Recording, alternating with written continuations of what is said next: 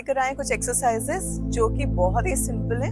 आप चाहो तो मैट बिछा के कर सकते हो, या फिर अगर आपको बैक इश्यूज रहते हैं तो आप बेड पर भी एक्सरसाइजेस कर सकते हो। Very simple to do, follow my instructions. सबसे पहले आपने अपना कोर होल्ड करके रखना है व्हाइल यू आर एक्सरसाइजिंग।